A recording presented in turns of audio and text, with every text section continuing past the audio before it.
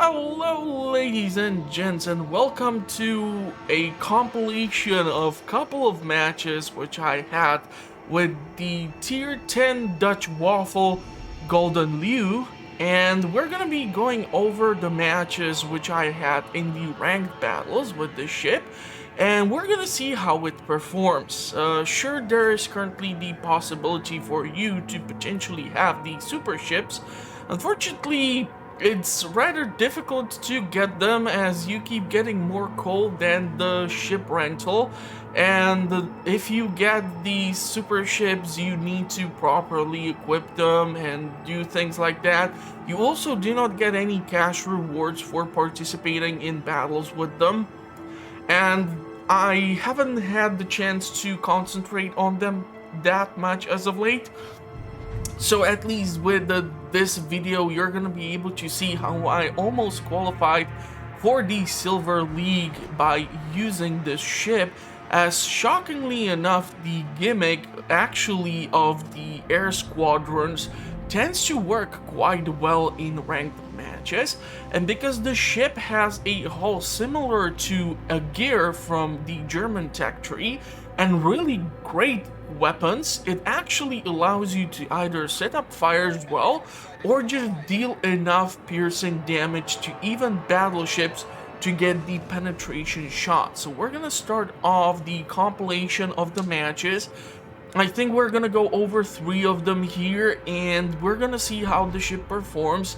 I will never achieve something like Kraken, and that is why I'm going over multiple ships or multiple matches, so that you can see what the ship can potentially do for you if you would consider participating in the ranked battles. Because ranked battles, people tend to play a bit more carefully and try to think. Although I have to say, I did see some really weird stuff happen as of late. I'm not really sure if it was in the ranked matches or in the other types of matches, but people had ships like the Polo Emilio and all these other beautiful vessels from like the research bureau, and they just YOLO'd into the enemy flanks because that ship can go like 15 knots or something.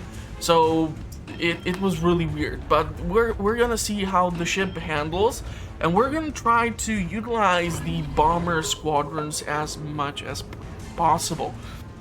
So currently I'm popping in the hydro in order to determine if any of the enemy players has moved to the C point, so that I can contest it, but it seems like it's not happening. And we see that on the B point there is an enemy Zhao who is trying to contest the point, but there are our friendlies who are trying to defend it. So because the Marcel needs to go all the way around the island, I pop in the first squadron, and thanks to the fact that he was backing up, he did not really have a chance with that low HP to do anything or start moving forward. So once the bombs land, we get our first official kill. So you can start to see that it's actually working. The islands, which normally provide some sort of safety for you, are no match for the air squadrons, and with 13 kilometers range, you can actually make quite interesting plays and try to either defend or help contest certain points. So we're gonna be moving towards the B point in order to close in the range on the enemy. We see that there is an enemy Yamato and enemy Thunder moving in, so we're gonna try to focus our attention on the Yamato. Currently with the HE rounds, I'm gonna try to see if I can light the ship ablaze and we get the first fire. And so I'm gonna try to keep utilizing the island in order to get cover, because if Yamato would start shooting at me, I would certainly not have a great time. You're gonna see me quite a lot of times be kind of screwing around with the aiming of the squadrons, because you have to also consider the fact that if you put down the squadron on top of the ship, it will never be able to deliver the squadron or the loadout of the bombs in time if the ship is moving forward. If the ship is stationary or is moving back, then I do suggest you to consider either placing the squadron at the front of the ship, as usually players tend to move forward in order to escape danger, as the ships move faster that way, and this way you might deliver a larger payload on top of the ship.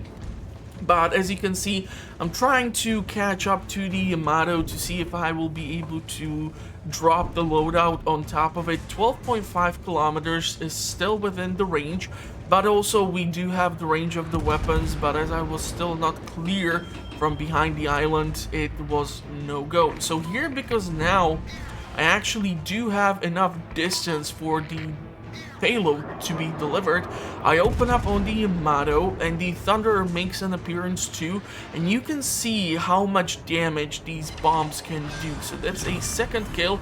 We effectively killed the legendary Japanese battleship. Thunder is moving around, but he is taking lots of damage as well. Thunder is a great ship, but you need to play it passively from behind. It has great range, and your primary task is to either spam HE or try to load AP if someone shows you broadside. That ship's guns are amazing. And now you cannot get it. Even with the Black Friday, there's no Thunder B or something like this, which is kind of shame. I think a lot of people would be willing to jump on board of that. But there are other ships, so who knows. I heard people told me on my Black Friday video that they had some amazing results. All I got was the Yoshino B, which is like the dumbest Japanese destroyer, which has like a long range, deep torpedoes, so only battleships and carriers can be affected by them. So I'm not really that great or happy about it. But I just made the video for the purposes of the educational things, and I'm also still planning on doing the Christmas loot before that patch goes out, so hopefully I will be able to get to it. Now, you are gonna see quite a lot of ships of the Russian tech tree in ranked matches, especially Petropavlovsk. You're gonna see Kremlin and other ships. They are absolutely amazing at performing in ranked, and you can see that he was not able to completely dodge away from the squadron bombardment. So I don't know if it was just the fact that I was more concentrated because these were ranked matches, but I was trying to make sure that I do pay attention to where I'm deploying the payloads and how much time do I give either cruisers or battleships when it comes to deploying these squadrons, because you have like minutes and a half or something like this for a cooldown when it comes to this. I did not manage to get to the review of the Prince 7, or what's the Dutch cruiser called, which was in the, or Provincian, or what's the name, from the dockyard. We now know that the next dockyard event ship is going to be a British battleship of tier 9, if I do recall correctly, so that might be interesting. And it's gonna be probably another HE spammer. It's gonna take me quite a while to get all the missions or the combat missions completed. I never purchased the ship for the entire price of the doubloons, as this is a way that Wargaming is just squeezing the player base dry, because the price of the ship can then be like over 187 euros or something, and that's just ridiculous. So unfortunately here I'm unable to get the kill on the Venezia, who almost would have landed into the pile of bombs. So that would have been a third kill of the match. So it's looking like we have only a couple of other enemies left. It seems like the Thunder is still alive. Maybe the Des Moines is still going too. They have only the A point to control, so because I see an open window to start firing on the Thunder, who's trying to move into our friendly battleship there, who are firing at each other. I'm gonna try to flank the Thunder, and we're gonna start opening fire on him. There's no way we can deploy the squadron, and it's also not the most proficient way to use them, especially at ships like Thunder, because their consumable is the stronger anti-aircraft weaponry, so they can deal quite a lot of damage to your squadron. So before they are able to deploy the payload, this means that most of the planes can actually be effectively shut down. The funniest thing is, I did not see that many people play this ship, but whenever I had a match where I was going against an enemy carrier, they tried to avoid me as much as possible, because most of their squadrons were shut down as fast as possible. And this means that if you lose your squadrons at the start of the match, you can suffer. And I've seen even this ship perform greatly against the American premium, what's the president's name? The Roosevelt ship. Yeah, so that ship even struggles versus this one. The Des Moines is moving forward, not paying attention. It does have strong anti-aircraft, but it's not moving fast enough and not shifting fast enough. So we do manage to get a couple of bombs in, but the match ends, and so we move on to the next one. Okay, so this time we find ourselves on another map.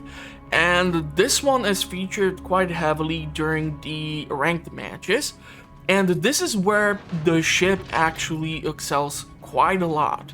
Now sure, you can see ships like Stalingrad and other ships appearing, but what is important for us is the fact of how we can position ourselves by the sea point and what sort of damage we can do, as usually you will see even destroyers obviously hide behind the islands. But since these squadrons do not allow you to actually spot the enemy ships, you can still theoretically use them to deploy the payload behind an island.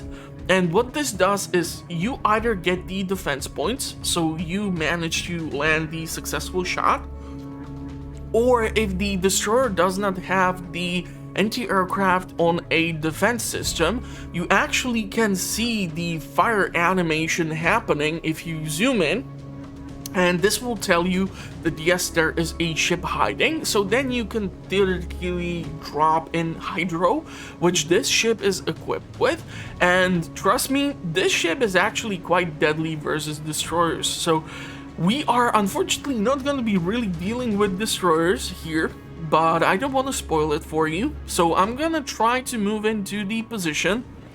Usually during these matches, I either see the players try to move in between the islands into the sea, which for some ships does not really work that well. I had one match where I actually had the what's it called? Brandenburg? No, not the Brandenburg. What's the super ship? My god, the name is escaping me, but anyhow, I got right in between those islands and it was the worst decision ever. So I'm gonna really try to remember the name of the ship, but anyhow, we see that enemy Stalingrad is trying to push the flank, and so what I'm gonna try to do here is switch out to the AP. This is where you're gonna see the effectiveness of the ship, as even while Stalingrad is trying to move away, I'm trying to get that Citadel hit. Stalingrad is a great ship, also Moscow is a great ship. They both tend to appear here in these ranked matches, but what I'm trying to focus is on trying to get that angle in and trying to get those shots in, because if you catch these ships from the broadside, they have absolutely terrible time. They have a large citadel as Stalin himself, and so as he is turning around, what I'm trying to do here is trying to shoot at him as he is running away. And because I see that the French Bourgogne is pushing into the cap zone, I'm deploying these squadrons and the payloads are being deployed and we are hitting the French ship, which is actually not escaping. I don't know what happened there, but I'm gonna try to defend the sea point because I'm quite sure that there is also a Smolensk contesting the sea point at this point. So we see that already I have deployed quite a lot of bombs onto the French battleship. We were able to set up the fires, and the fires keep on going. So you can see the damage in the upper right corner is actually still going up, and he keeps pushing forward. Now the problem with this ship is that sure, it can withstand some damage, but you really don't want to go up against a battleship out in the open. It will not end well for you, and you're not gonna have a good time. So here I'm actually trying to figure out what the hell is it that I'm gonna do, and because I'm seeing that something is shooting rapidly from the smoke, I open fire. We get a citadel on the Smolensk hiding behind the smoke. So I'm gonna try to actually reposition myself so that the enemy battleship cannot really shoot at me from either broadside or whatever, and this is gonna put him into the more disadvantageous position as his broadside is exposed. I'm not really sure why he didn't turn around or why he did not start slowly backing up, but as he is pushing forward, this is gonna create lots of problems for him. I'm well angled, he does not have a shot at me as of yet. He starts shooting, but thanks to my angling, I'm able to actually survive. And since most of his shells missed, but mine found the proper target, I was able to get the first match or the first kill. And so now I'm trying to reposition myself, trying to fix up the ship, and we can see that our destroyer, and we have only one, is going to do the dumbest thing throughout the entire match. It will literally do a massive loop around the entire outer ring of the map, trying to chase after that Stalingrad, which we deterred from pushing in from behind the islands to support the push onto the sea point. So since Smolensk is pushing away, and I'm the only one who is around at sea point, I'm gonna try to contest it. The Stalingrad is gonna be something which Shima is gonna try to be catching, so it's absolutely doing the worst possible job at a ranked match. It's really not participating, and someone has to correct me if I'm wrong, but I think Stalingrad, or is it maybe Petropavlovsk, that has radar. So I'm not really sure what's the point of chasing after one destroyer here, when it would be much more beneficial for the destroyer to actually try and support the team. So I'm trying to anticipate here in the meantime where the Smolensk might show up, and unfortunately he sees the squadron moving in, or maybe it was just the bombers that were actually appearing and he was paying attention, so he moved into a perfect position in between the two squadrons, and I did not land a single bomb on top of him, even though it literally looks like he is on top of the payload where it was deployed. So I unfortunately missed, and now we're gonna skip ahead a bit because nothing really is gonna happen. So we are gonna move on to the point where I am trying to push in from the C point towards the B point, and we're gonna see how much we can support our team.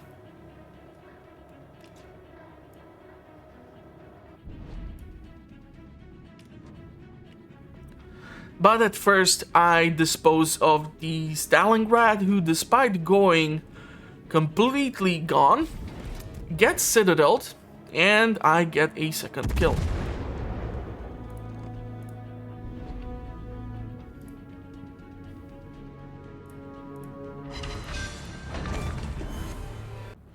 Okay, so I'm pushing outwards, and I see that there is an enemy Kremlin who is moving around at the 8 point, and Kremlin can be quite a lot of danger if you know how to position the ship.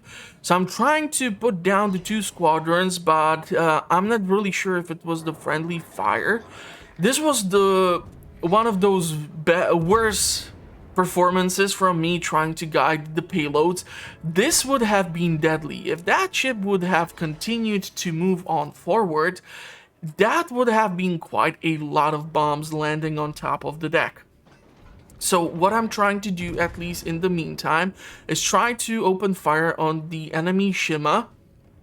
And I'm trying to stay here and contest the B point with our own Shima, who actually did the entire loop around the outer ring. It wasn't really able to hunt down the Stalingrad despite its best attempts. I was the one who eventually killed it.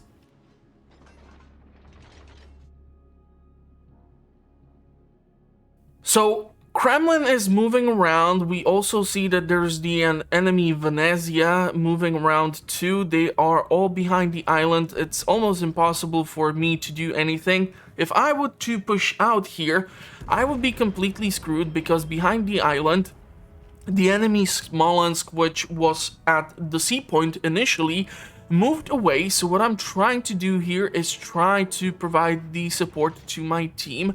I'm trying to harass the last enemy battleship. And as you can see, there's quite a lot of movement. So if I would move from behind the island, that would be a big problem for me. This ship can handle some damage, but I don't really want to test the Russian bias, as trying to survive versus Kremlin is going to be a point in the next video too. So we're gonna see how much damage we can withstand from this Russian ship. But I really was hoping to land a bit more bombs here. Unfortunately, I only managed to get 2 of them to land on top of the deck. And we can see that the enemy destroyer is doing just God knows what. Our friendly battleships are all over the place. And so the enemy team is just clustered behind this island, and they're trying to push together or do something. So what I'm trying to do here is see if I can get a jump on the enemy Smolensk. So what I'm doing is trying to back up, because I'm not really sure where the enemy Kremlin is going to go, and I really don't want to test those weapons. So I'm trying to decide where to go, what to do. And because Smolensk is now disappearing and Smolensk has access to torpedoes, I don't really want to see him back up and torp me. So what I'm gonna eventually try to do is try and pop the hydro. This will actually detect him, because currently I'm being detected by the Smolensk, which is why I'm trying to be careful on what I do here. We can see that the Kremlin is trying to run away. The friendly who was actually trying to push in between those islands, that did not really work out for them too much. Enemy has 974 points, so they are almost winning the match. But what actually manages to happen here is that I see that the Smolensk is moving out. So because he is actually moving into the drop zone, some bombs manage to find the target, and they manage to light the ship on fire. And as he is trying to twist and turn around, I'm trying to angle myself so that all 3 guns can be pointed at him and find the target. It's usually kind of hard to spot Smolensk with its detection radius, but I managed to open up and I managed to get a citadel. And this way we were able to actually get the win, as otherwise I would not be able to do so. And now we can move on to the third match. So on the third match, we got once again a map which will keep on reappearing. You have to once again control 3 points. And the funniest thing here is that actually this just proves that there is a Russian bias, as I have a Nevsky trying to push on with me towards the B point.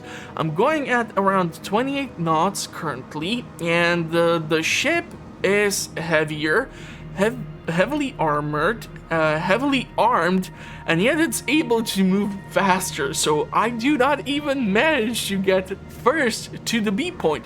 He's actually paying so little attention and just trying to push in that I have to, in order for him to not crash into the iceberg, push away and therefore give him some space to squeeze in, as otherwise I'm not gonna be a dick about it, and I'm not gonna like squeeze him into the iceberg and then try to contest it so that I get the capture and he would get the assist in capture or something like that.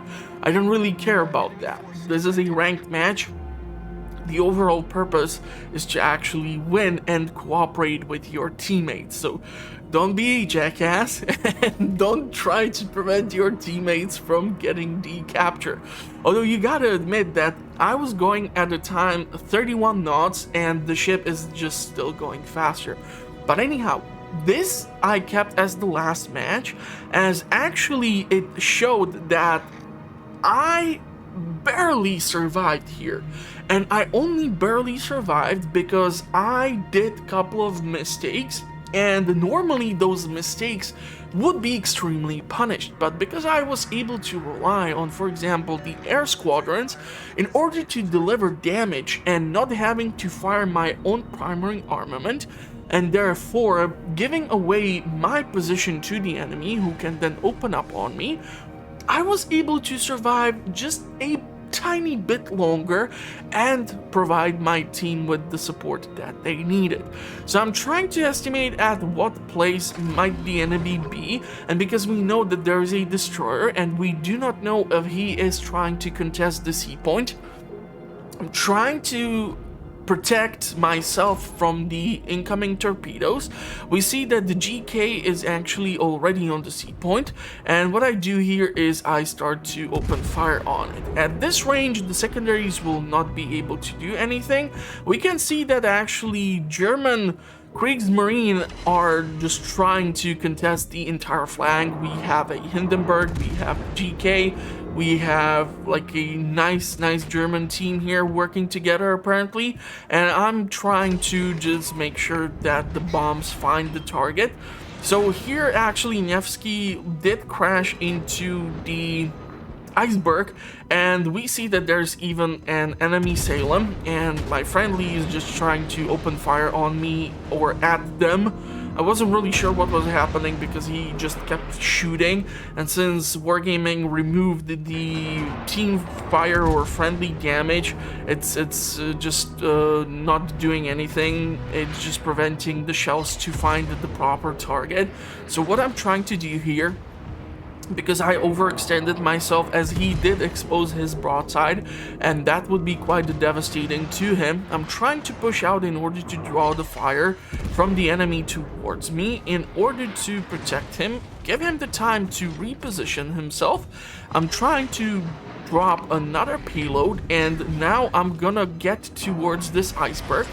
And this iceberg is going to be my best friend for the rest of the match, as thanks to proper positioning, I'm gonna try to provide support on multiple flanks while trying to stay alive. So we can see that the bombers were able to find the target. The GK did get lit on fire, and unfortunately he did use the repair squadron or repair party, but you can see here that the Kremlin was able to punish me quite hard. So this is why positioning is important, and why not trying to go against some of these ships is a good idea. So what I'm trying to do here, because I can see that he's trying to push away as the friendlies are focusing fire on him, he is on fire and he is trying to escape. But I also need to keep in mind that there are the enemies behind this iceberg, and I'm still being shot at. So what I'm trying to do here is try to reposition myself so that the Kremlin does not have a clear view on me or clear shot at me. I'm trying to still support my team here. We got another massive payload dropped on the GK. We got another 2 fires going, and you can see that actually currently the damage was still going up as he did not have the repair party yet. And I'm trying to switch to the AP rounds as we see that the enemy Salem is actually pushing outwards, and Salem is just a Des Moines for coal, and it has its benefits, but it has its shortcomings. So if you do not play Des Moines properly, or Salem in this case, you can actually end up getting citadeled quite frequently. So what managed to happen here is as Salem was trying to focus our battleship, who was trying to run away, I was focusing him, and this led to me getting quite a lot of citadels, making him quite unuseful to his team as he had to retreat as I was shooting. You can see the match continues, and I'm still trying to hug the iceberg in order to stay safe. So I'm trying to pop in the repair parties, I'm trying to pop in some healing. We can see that the enemy GK is moving in, so in order to stay away from its secondaries or its primary armament, I'm trying to stay safe. And because I see that Kremlin cannot right now see me, the only way I can deal damage is by doing these squadrons. So we got another fire on GK, not that many bombs have landed, but still, I'm able to harass the flank even despite not having an actual visual. So because the enemy ships are still visible to me, I'm trying to back up, because if otherwise I would stay here, Kremlin, if he would get another bunch of couple of good shots on me, I'm totally screwed, because Salem is not really angling itself. I'm trying to shoot at it, and of course we do not get a citadel this time. But because I see that GK would be able to start opening fire on me even with the secondaries, I tried to move forward, still hugging the iceberg, and as Salem was moving away from the shells, managed to get citadel again, and there goes our first kill of the match. But here again, we have a problem with the Kremlin, so I'm trying to stay undetected as the shells are coming in, and I need to stay in cover as these shells are quite punishing. So I'm gonna stop firing here for just a quick moment, but as I see that he is actually moving his attention away from me, the two guns at the front of the ship are moving elsewhere. What I'm gonna try to do here is try to harass the Kremlin. He is going quite fast. I wasn't really sure how to actually anticipate the approach of the ship, but thanks to the fact that I had the unfortunate experience with the Russian cruiser, I managed to actually anticipate quite well how far the enemy battleship is going to be able to get. He was able to dodge the salvo of the torpedoes, and he is just getting absolutely destroyed there by the Hindenburg with the torpedoes. So again, because the enemy is now behind the iceberg, they still have the sea point, but they have one destroyer which is nowhere to be found, and I know where the Hindenburg and the GK still are. What I try to do here is reposition myself. So I'm playing smart, trying to use the island for cover, which I can do, but they cannot do because I still have access to the squadrons. Now sure, they are on the cooldown, but if I get the visual on them, I would be able to eventually deploy another damage to them. So what I'm trying to do here is try to peek from behind the island carefully in order to not be spotted, but for me to spot for my team or for myself. We have like 13 seconds to go with the squadrons, and I can already see that there's a problem right here. So I try to reposition myself and angle myself so that I don't get extremely punished, as it seems that the GK was more focused on my teammate behind me who was showing broadside.